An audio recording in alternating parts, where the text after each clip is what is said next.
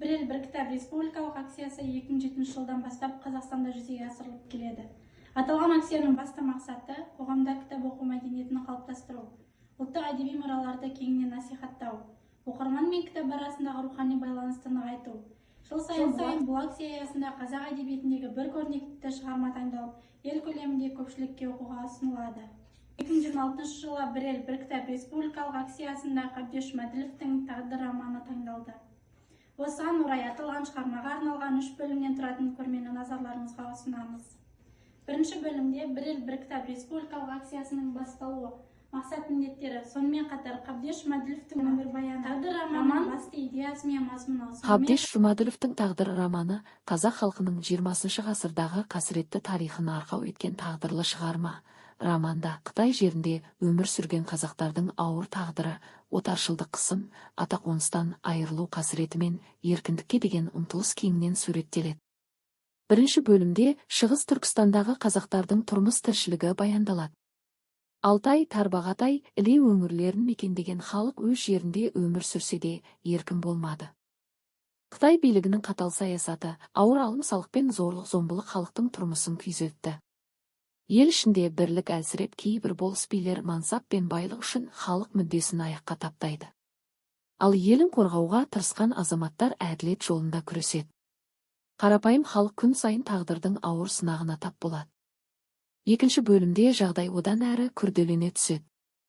Қытай билігінің қысымы күшейіп, елге сөзі өтетін азаматтар қуғындалады.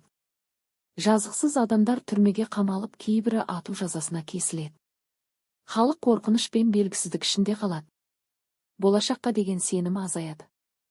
Осы бөлімде адамдардың ішкі күйзелісі, шарасыздығы, тағдырға қарсы тұра алмаған хал күйі терең ашылады. Халық бір шындықты түсінеді. Бұл жерде қалу, жойылу. Үшінші бөлім романның ең ауыр, ең трагедиялық тұсы. Қазақ халқы атақонысты тастап үдере көшуге мәжбүр болады. Қарттар туған жермен қоштасады.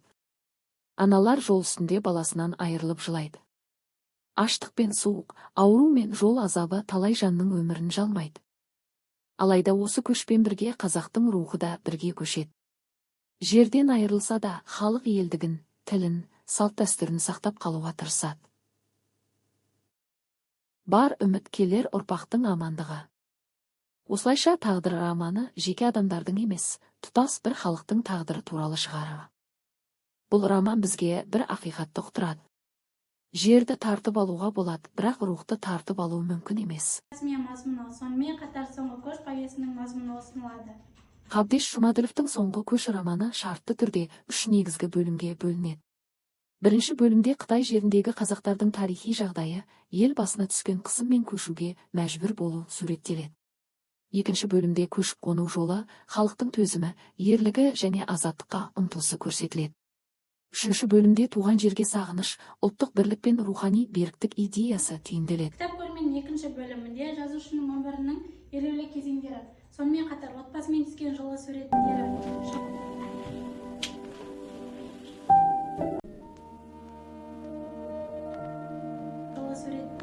шығармалары, кітаптары және алған марапаттары ұсынылады. Қабдеш Жұмаділовтің «Саржайлау» повесі шартты түрде 3 негізгі бөлімге бөлінеді. Бірінші бөлімде жайлау табиғаты мен қазақ ауылының тыныс тіршілігі суреттеледі. Екінші бөлімде адам мінезі, ішкі жан дүниесі, адалдық пен пенделік арасындағы тартыс ашылады.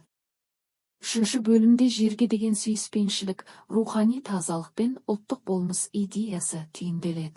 Негізгі еңбектері «Тағдыр», «Соңғы көш», «Жасампаз», «Жолдар».